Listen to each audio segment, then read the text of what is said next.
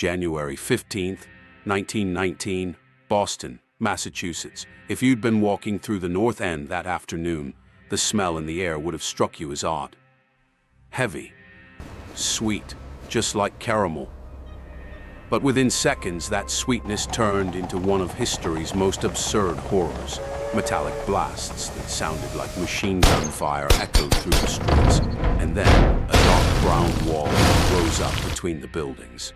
It wasn't water, it wasn't mud either. It was a sticky wave of molasses, rising up to 40 feet high. It was moving at 35 miles an hour. In less than 5 minutes, 21 people lost their lives. 150 were injured. Houses were ripped off their foundations. Horses perished helplessly in the streets. This is no joke. This is the story of how sugar turned into a weapon of mass destruction, the Boston Molasses disaster. To understand this nightmare, we first have to look at the monster that caused it. Right in the middle of a cramped, overcrowded neighborhood of poor immigrants, a massive steel tank towered over everything, 50 feet tall, 90 feet wide. Inside, a full 2.3 million gallons of molasses was being stored. That's enough dark, sticky mass to fill nearly 4 Olympic swimming pools right to the brim. And all that molasses wasn't there to make cake. A large alcohol company was turning this molasses into industrial alcohol. For what? To make gunpowder and munitions. The World War had just ended.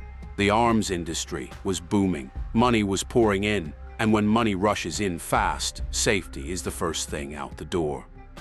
The company wanted the tank finished as soon as possible. They were in such a hurry that they didn't even hire an engineer to supervise the construction. They put a finance manager in charge. A man who couldn't even read the technical drawings. When the tank was finished, they didn't even fill it with water for a leak test. They pumped the molasses straight in and hoped everything would go fine. Every time the tank was filled with molasses, a dark, sticky syrup would start to weep from the seams between the steel plates.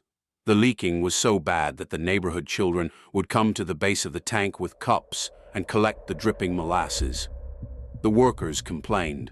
The residents couldn't sleep out of fear. So what did the company do? Did it empty the tank? Did it reinforce the steel? No, it did something far simpler. To hide the leaks, they painted the entire tank brown. Wednesday, January 15th.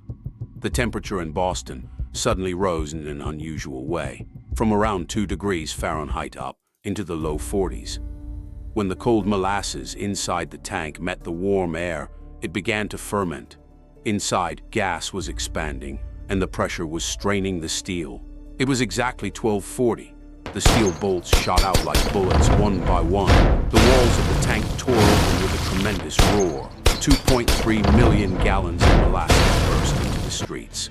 It was as if 2,000 elephants were stampeding through the neighborhood all at once. The wave didn't just soak the city, it shattered it. Its force was so great that it bent the railway girders above and knocked a train off its tracks. Buildings, as the Boston papers wrote, crumpled and collapsed as if they were made of cardboard. The people in the wave's path couldn't escape, because the harder they tried to flee, the deeper the sticky syrup pulled them down. People were left suffocating beneath that heavy, smothering mass. The next morning, Boston looked like a war zone. The harbor had been stained completely brown. The streets were coated in a thick, sticky layer. It took hundreds of workers weeks to clean up the city. Fireboats sprayed seawater for days to break up the molasses, and for decades afterward, the people of Boston would say that on hot summer days, the streets still smelled of molasses. So what about accountability? The company was immediately taken to court. Do you know what their defense was? They claimed it wasn't their fault. They claimed that anarchists had bombed the tank. The legal battle lasted a full 6 years. 119 lawsuits, 3,000 witnesses. But this time the corporate lies didn't work.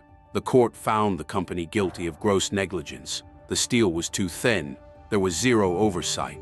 The company's greed was absolute. In the money of that era, the company was forced to pay $1 million in damages. This was one of the first cases in American history where a giant corporation was truly forced to answer for an industrial disaster. Today, Nothing remains of that massive tank. In its place is a small, green park, and only a small bronze plaque reminds us that 21 people lost their lives because of a wave of sugar.